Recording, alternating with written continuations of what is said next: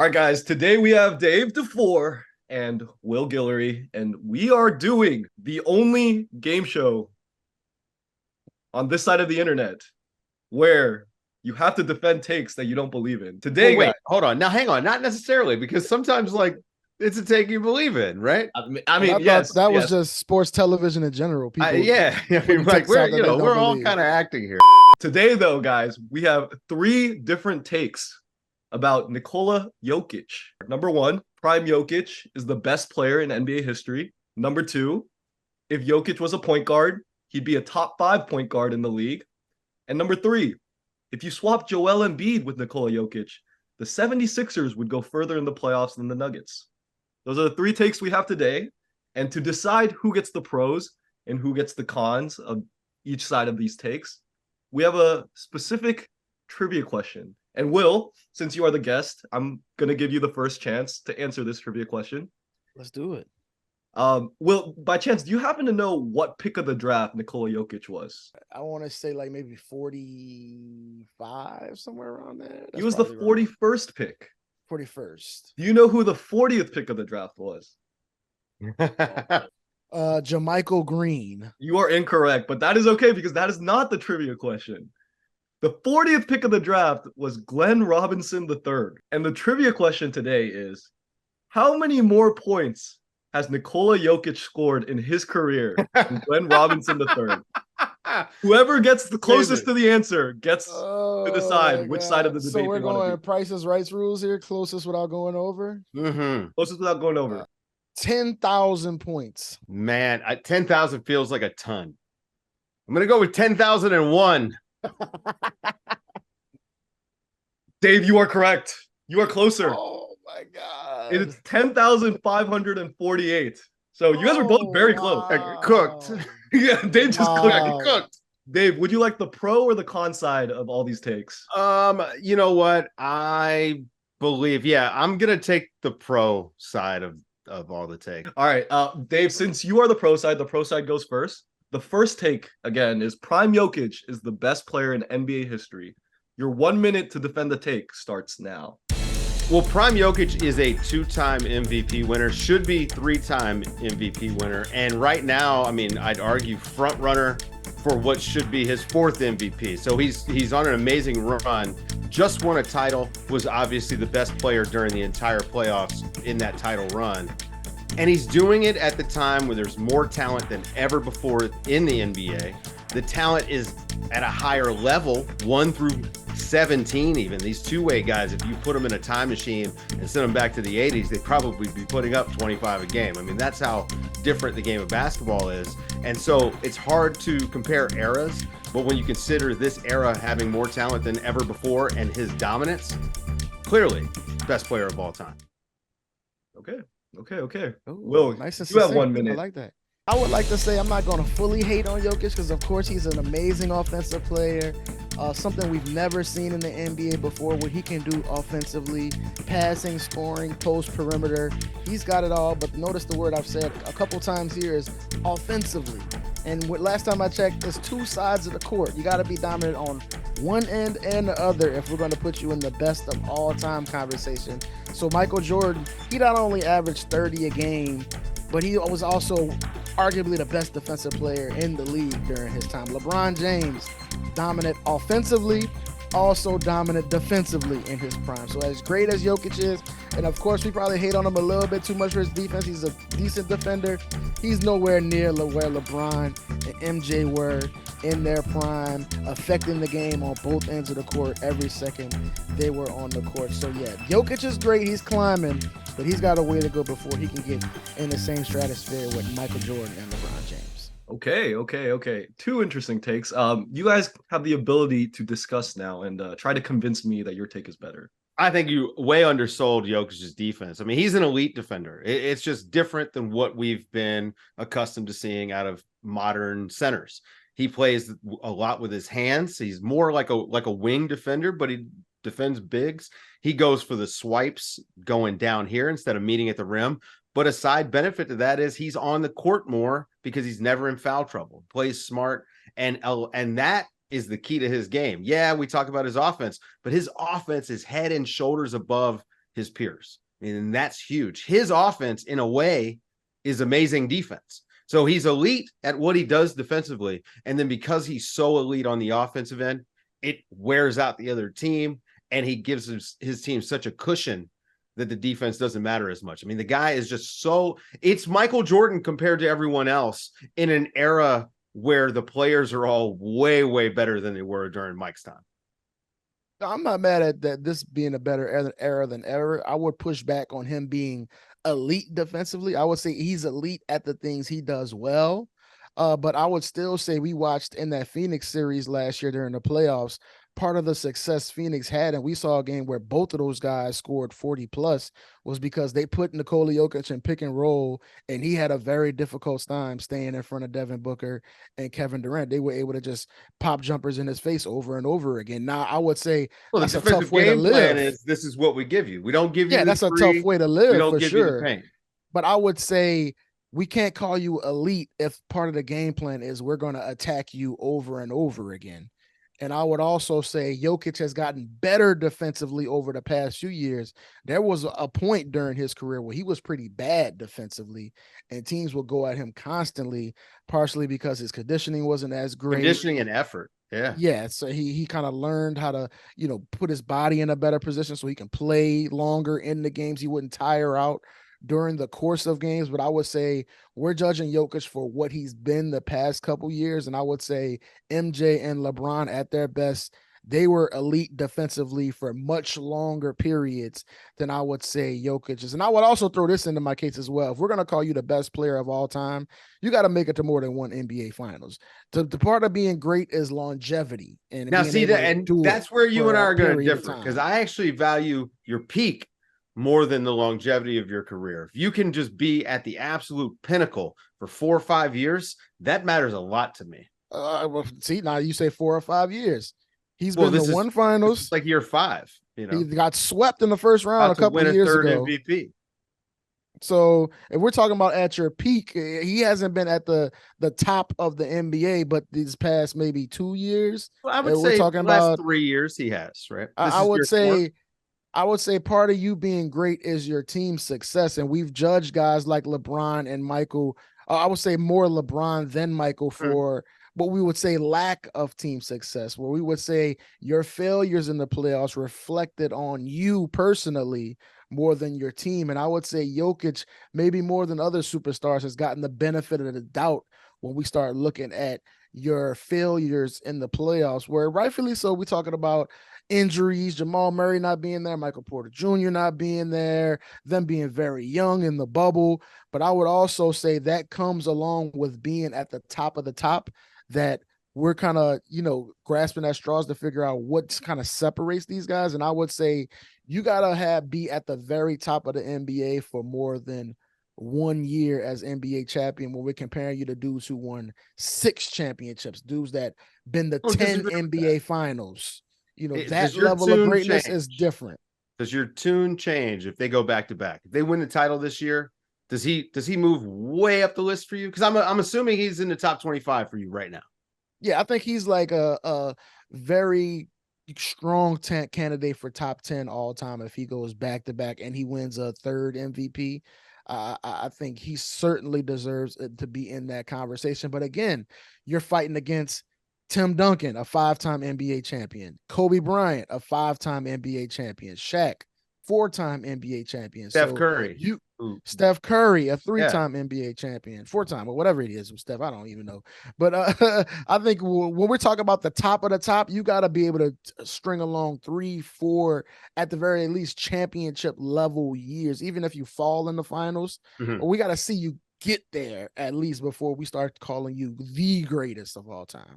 Gotcha. So I have a question. I'll direct it towards you, Dave, since you are on this side of the debate. But let's take prime Jokic, and you can take all the NBA players in the history of the NBA in their prime season, whatever season that is in your head. Think of all the players in their primes. Now, let's say you're a GM of a team, and your goal is to construct the best roster ever for one season. The rest of the years do not matter. Just for one season. Is Nikola Jokic the first pick of that draft. Prime. I mean, if we're saying if we're ranking all-time individual seasons, Jokic had 2 of the best individual seasons ever in the last 3 years. Of the best, but are they the best? That's what I'm saying. No. I mean, statistically, yeah. I mean, like true shooting the percentage question was too, right? Total points. No. I mean, I'm clarifying the question. If we're taking the best individual player seasons, so it's that player, that season, at that level, I think if you're doing it by the numbers, you're taking Jokic. What about you, Will? What do you think? Then maybe you're taking 15, 16 Steph Curry. I can't lie. I'm probably taking a Heat LeBron season. If I'm gonna say I'm plucking one player from one certain season and I'm putting him on this team to get us as far as possible, I'm saying LeBron, when he was shooting like 56% from the field, dominant defensively, basically played all 5 positions on the court. I'm probably taking that guy. And probably maybe one of those Steph seasons, one of those MJ seasons. But yeah, I think Jokic is in the conversation. 89 season where is Jokic is he even in the top 5 then of the individual seasons drafted for you, Will? God, I can name a bunch of guys. Like if you tell me the best version of Jokic versus the best version of Tim Duncan, I'm probably taking Tim Duncan because I know he's dominating on both sides of the court. Now, Jokic is probably a better offensive player than Tim Duncan Evan was. But again, if we're going to win a 4 playoff series, Tim Duncan is going to make a huge difference defensively, and he's going to be able to guard the Nikola Jokic's of the world much better than anybody else out there. So yeah, I would probably take the guys who I know are going to be great on both sides. That way, the other 4 guys on the court, it's less stress on them, because whenever we're talking about a Nikola Jokic, you got to go find an Aaron Gordon to cover up some of his lapses. You got to find a KCP to cover up some of the weaknesses in his game. And with a Tim Duncan at his best, LeBron James at his best, you don't necessarily need those guys to cover up for him as much as you just need them to space the floor. You know what I mean? Or just dribble the ball a couple times so they don't have to do it every single time down. I disagree with the defensive assessment of Nikola Jokic. I think KCP is more for Jamal Murray. And also just because we know elite defensive guard play is just as important as elite center play. I mean, you just have to have good defensive guards. So especially in this era. Yeah, I mean, and the thing is, the numbers are on the offensive side, but the analytics also back up the defensive side of the ball with him. I mean, it looks different than what we're used to, but he is an impactful elite defender. It's just different. All I have to say is, as the official judge of this debate, Dave gets the point because I don't care about defense. Yeah. Dave's up 1-0. The hilarious thing is when I play pickup, I play 0 defense. So exactly. No, we don't care about defense. Now, okay, I like Dave. Dave wins. Second take. If Jokic was a point guard, he'd be a top 5 point guard in the league. This one is the easiest one because Nikola Jokic is already a point guard by every definition of the word. They run every single offensive possession through the ultimate offensive hub. And because modern point guards also have to be able to shoot off the dribble, hey, he can do that too. And he happens to be, 7 foot. He's already a top 5 point guard in the league right now as a center. So that was an easy one. I appreciate you, Sam, teeing me up for a home run. That was, even Will knows. Like, he is a point guard now. I'm not going to push back on Jokic in this question. I'm going to push back on the question itself. Because what I would say is, what Jokic, what LeBron, what so many of these guys have proven to us is that positions don't matter. They'll throw that stuff out of the window. I love what my guy Jalen Rose used to say, positions were only created so novices can follow the game and understand it more easily. But I would say when you watch the basketball game, who's the point guard, who's the shooting guard, who's the center, it doesn't really matter anymore in today's NBA. It's about who's the guy creating shots, who's the guy setting screens, who's the guy shooting three-pointers. And I would say Jokic certainly deserves to be at number 1 or right there in the conversation when it comes to best shot creators in the NBA. And I would say what position he plays doesn't really matter. So I would say if we're going to talk about who's the best point guard in the NBA, I would say it doesn't matter because positions doesn't matter. So that's what I would say. The positions thing is an interesting conversation because I mean, yes, it is a part of the game so that novices could follow it. But back in the day, it was actually extremely, this was informative. When you were told this is a guard, that's the position, that's what they do. You knew what their job was, a power forward, right? It sort of defined the position. I would argue now, positionless basketball is funny, but it's not really positionless. It's just that the positions have there's more of a hybridization that's happening, and you have more roles. It's roles and skills. So if I say a guy is a wing, you get an idea of what that guy's game is about, right? Oh, he probably shoots threes, plays defense, probably doesn't handle much. If I say he's a guard, all right, so he dribbles, he shoots, he maybe passes the ball. If I say he's a center, it's different than just saying he's a big or saying he's a stretch big or all these other terms that we kind of add on now. And with Jokic, this is why it's so funny, because the only proper basketball term to define his offensive position is point guard. It's the only one the entire life. If you go through what you would call someone's role and position on offense, it is point guard. That's it, plain and simple. So, he already is a top 5 point guard in the league. I think that, to your point, because the positions, what it is the positions don't matter for the players. They still matter in discussing the game, in my opinion. So yeah, he's already a point guard and he's already top 5. Right, for sure. And I would say if we're defining roles, that they certainly do matter.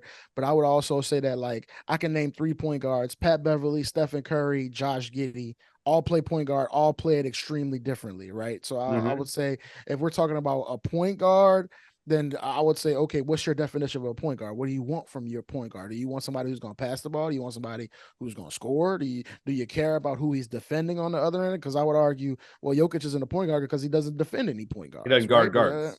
Right. So I would say, you would say, well, we're going to go into the season to have Nikola Jokic as our starting point guard. But I would say, okay, well, who's guarding Steph Curry? You know what I mean?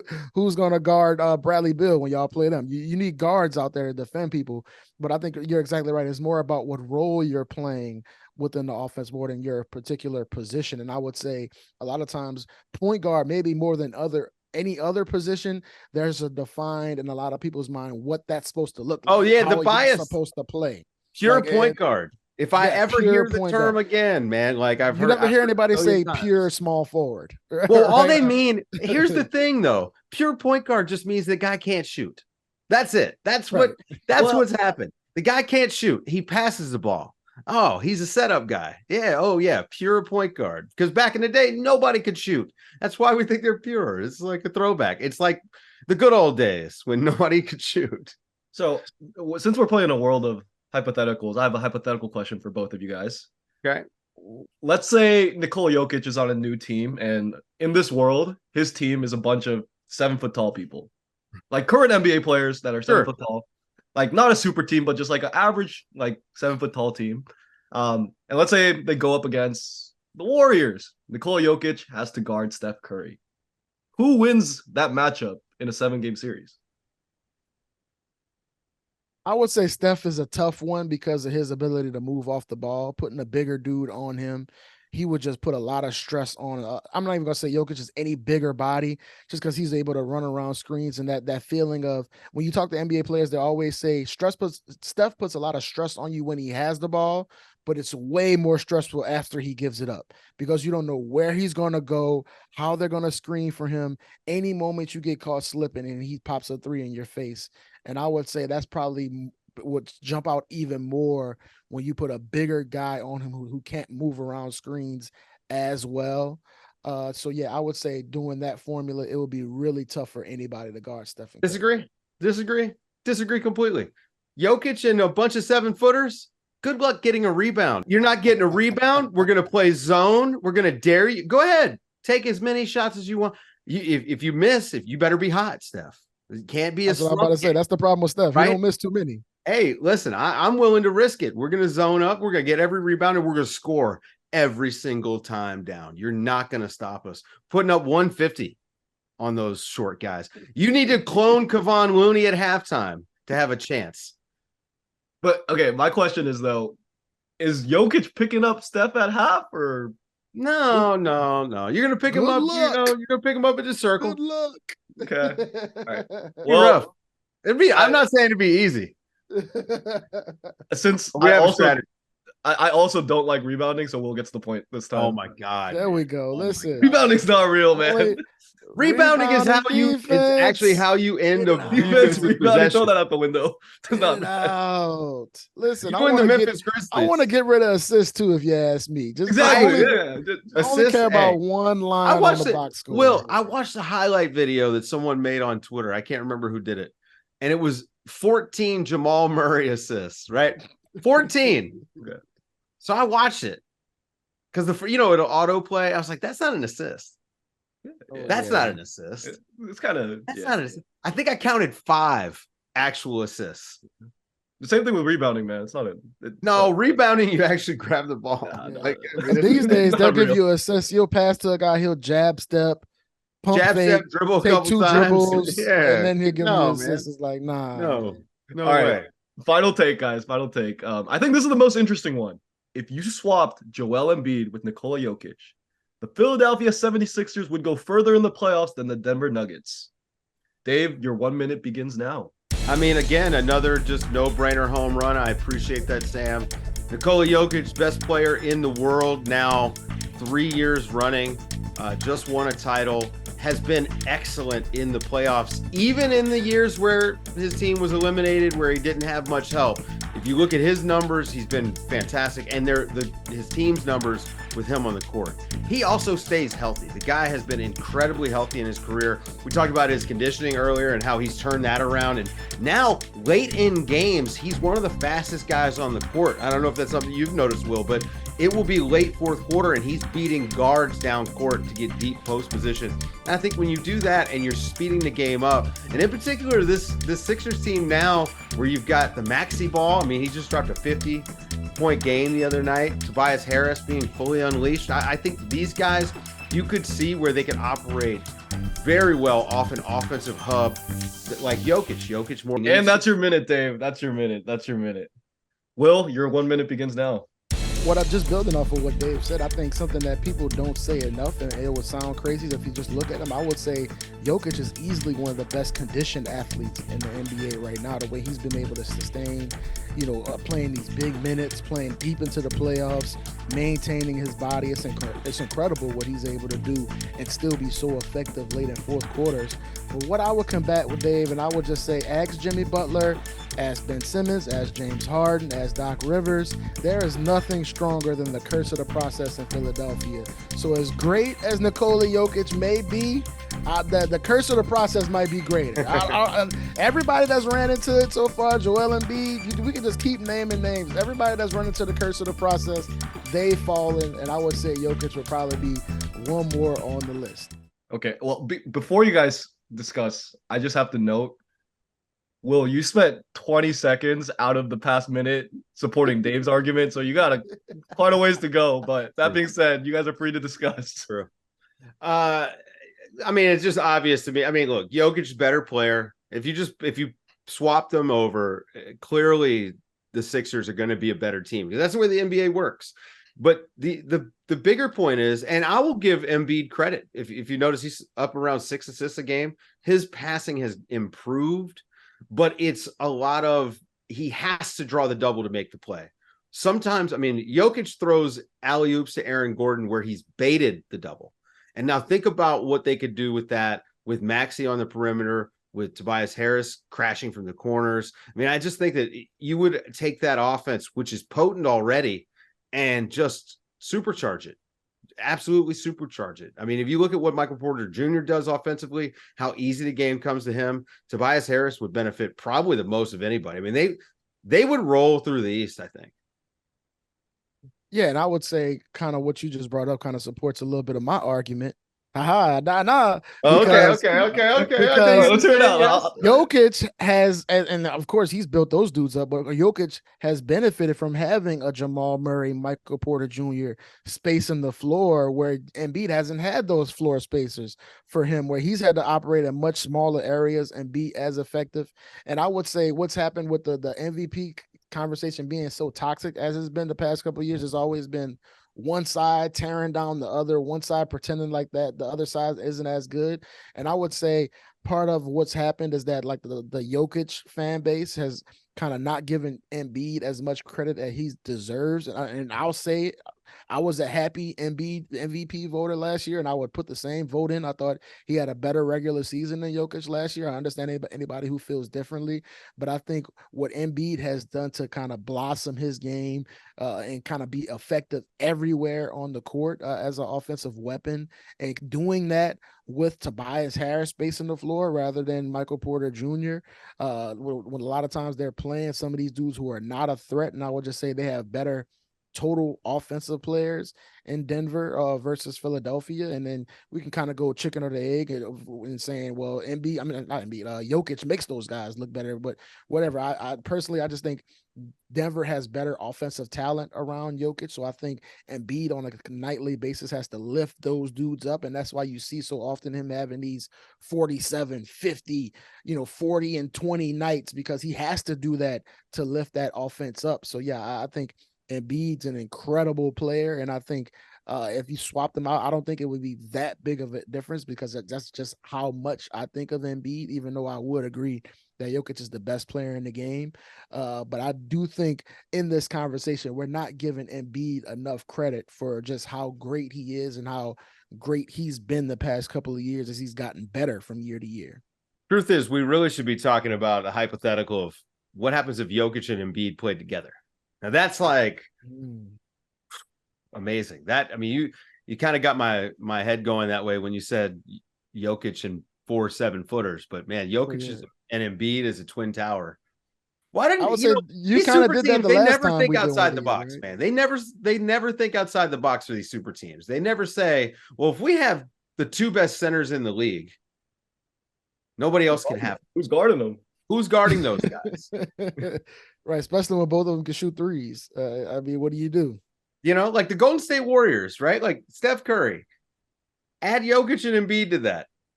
Who's beating that? If that was your big 3, it's over.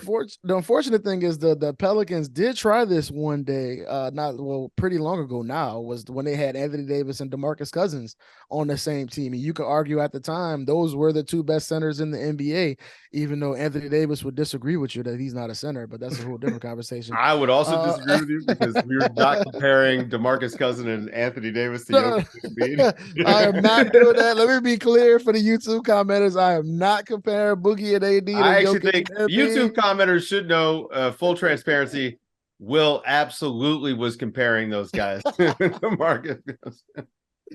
Listen, I was there to cover those guys. They were probably like the 5th seed at best. And I would say Jokic and Embiid together would be way better than that.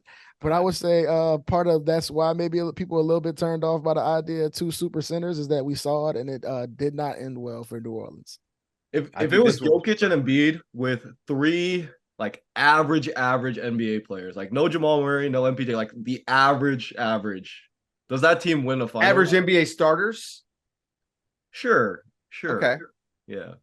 I think they win a championship. I just don't know how you deal with Jokic and Embiid. Period. Yeah, those 2 are too dominant. They're way too dominant, and they can spread the floor on. Now imagine if that team had Brook Lopez. That's a 3-peat. That's a 3-peat. Now you're talking. Well, that being said, true. Will, I want to give you the point because I hate it when Dave wins, but Dave has to get the point because you spent way too much time supporting Dave. Your entire argument was like, oh, Dave's got a good point. Dave's got a good point. You can't be saying that out here, man. The pro side of this was just too easy because Jokic is an all-timer, right? Like, so it's very easy to argue in favor of anything with him. That's why it's crazy to watch. I mean, this is, Will, you brought up Miami Heat LeBron. It's sort of like that level of player, right? Like it's he can pretty much do anything, and I won't be surprised at this point. It's my Southern hospitality coming back to bite me again. It is what it is.